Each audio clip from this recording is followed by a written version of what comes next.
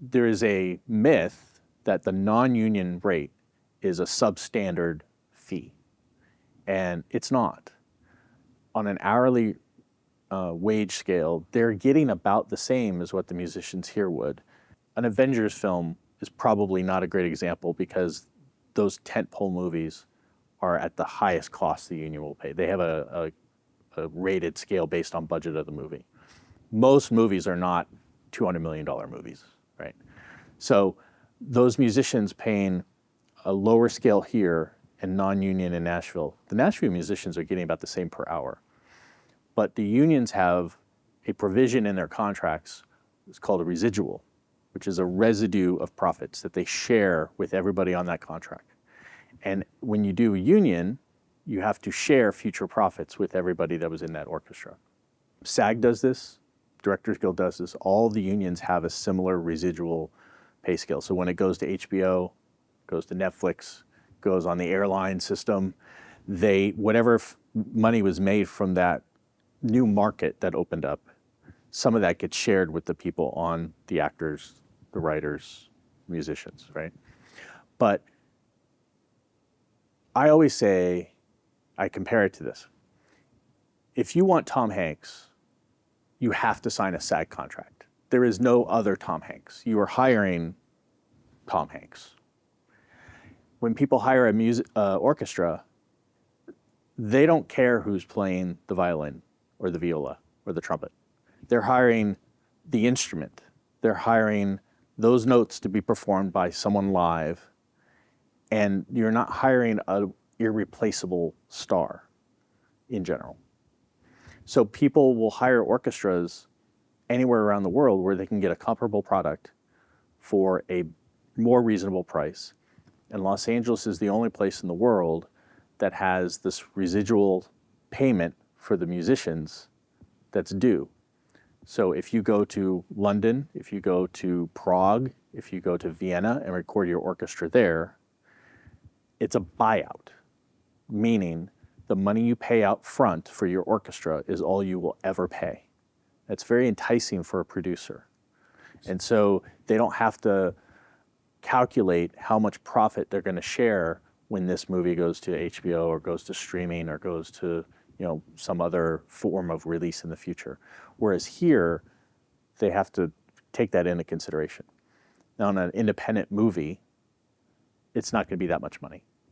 For every $1 million or so in gross profit, it's only about $3,600 that are shared and split with all the musicians on a contract for a low-budget film. For a multi-hundred million dollar tentpole movie, that's millions of dollars that would go just to the musicians. Is it the same percentage or is it a lot? It's a slightly higher percentage, actually, for the tentpole movies. So it goes to the musicians. Does it go to the people that are doing camera work, lighting? They have their own residuals as well. So everyone will get a share. If they're on a union contract, yes. So if you go and record your Marvel score in, let's say, London, it's a buyout. They pay a large money up front to record their score, but then nothing is due in the future. And yes, they're still paying future residuals to actors and to camera people and to writers, but there is an option for them to do it where they don't have to pay future residuals to musicians. So they will go overseas and they will record it there. And the London Symphony at Abbey Road is not a substandard product compared to Los Angeles studio musicians. It's probably about comparable. LA studio musicians are among the best in the world, but they're not the only game anymore.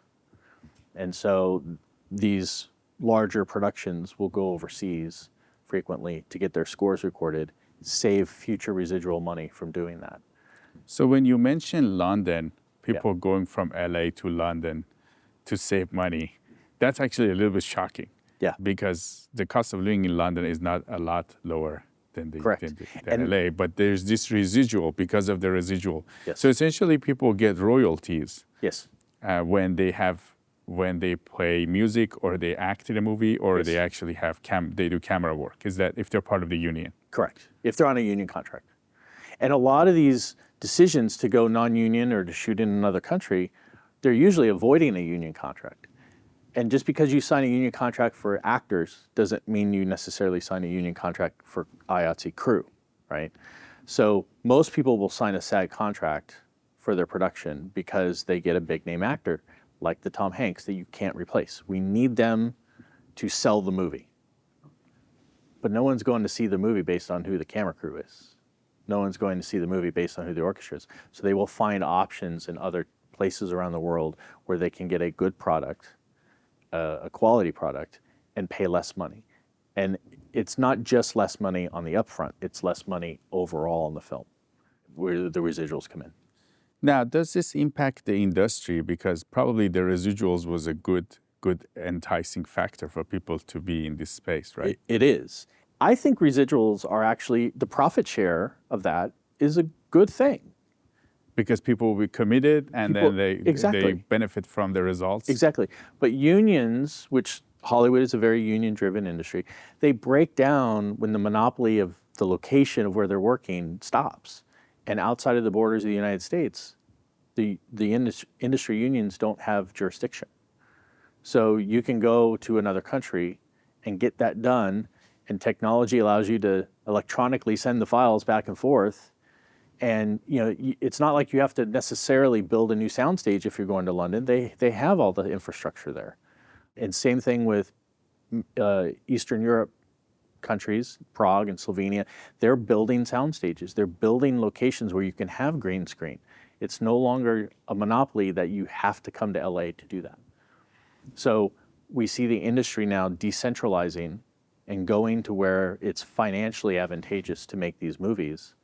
And then they piece it together separately. And COVID certainly taught us that we can all work remotely.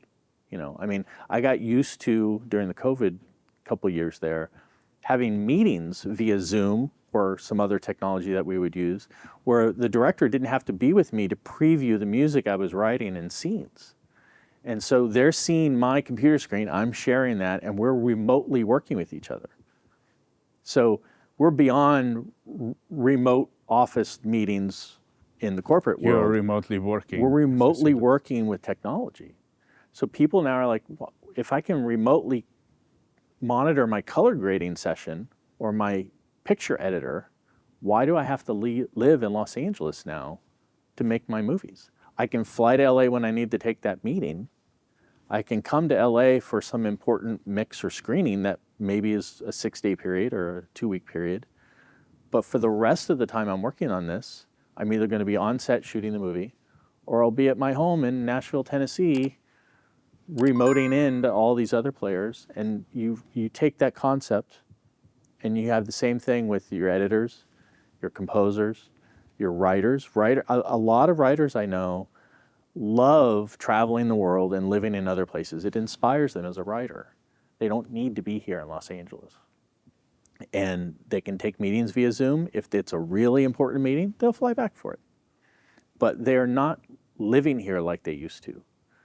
And they're living where it's cheaper.